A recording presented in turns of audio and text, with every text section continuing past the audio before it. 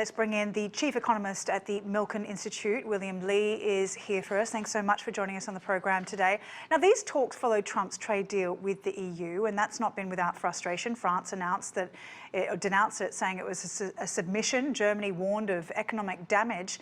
But unlike the EU, China doesn't rely on the US for security and has some leverage with its grip on the rare earths and magnet market.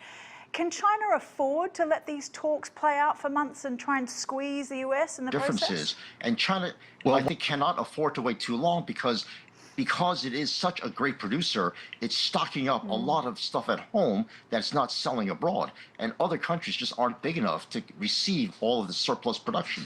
So I think China really is incentivized to get the deal done quickly as possible. Is there a place where an agreement could or might not be made, and how might that impact global supply chains? I mean, could the US duties snap right back to triple-digit levels and spark a bilateral trade embargo? I think President Trump is a deal maker of the sort that really expects deals to finish quickly, and he considers himself a closer. He will come in and close the deal when the talk is stalled. And unfortunately, I think the history of Chinese negotiations going way back is that it takes a while to reach these agreements. And I think that difference in negotiating style may clash in the sense that if the talks drag on way too long, President Trump will run out of patience, and he'll say, look, we will find the rare earths metals somewhere else. And that kind of decoupling would be incredibly dangerous for both sides, because we have very inefficient use of resources if the U.S. were to resort to other sources of rare earth other than China.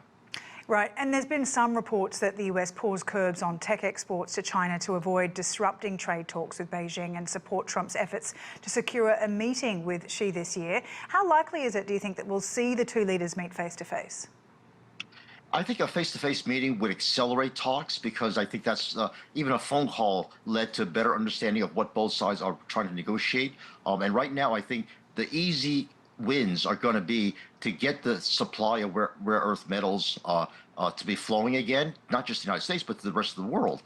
And also for the U.S. technology to be more accessible to Chinese researchers, especially in artificial intelligence and some of the high-tech industries where China really integrates well with U.S. And using U.S. standards like NVIDIA, it will do well in accelerating its own pace of AI research. So I think there's a lot of gains on the part of China and the U.S. to integrate their two economies better. And I think that's the driving force that'll lead to a lot of these shorter, smaller deals. Besant has said that he wants China to rebalance its economy away from exports to more domestic consumption, a decades-long goal for US policymakers. Can you talk a bit about how what this goal is, and how much credibility it has in the eyes of China?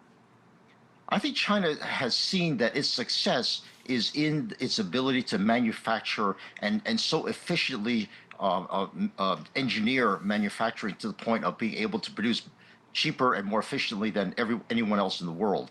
But unfortunately, China's own marketplace is one where its population, its consumers, have always saved and not consumed very much. And because of the excess savings, China was able to invest in infrastructure and all of the equipment that's needed to make China so efficient. Now, because China is so efficient, more so than is needed for current consumption in China, it has to really convince its own citizens that we are now at a point where China is no longer an emerging market. We are, in fact, the second largest economy in the world, and it's time for consumers in China to enjoy the benefits of being an efficient producer. And that shift is something that's going to happen when Chinese consumers are assured that their Social Security is in place, that their pensions are in place, that they will have a safe retirement, they will have a social safety net. These, I think, are the kind of policies that can be put in place that will reassure consumers that they don't have to save as much as they do now, and they can consume. These are the policies I believe the Chinese are talking about right now, but putting them in place quickly will be the first step in getting a better balance between the U.S. and China. William Lee, always great to get your insight. Thank you.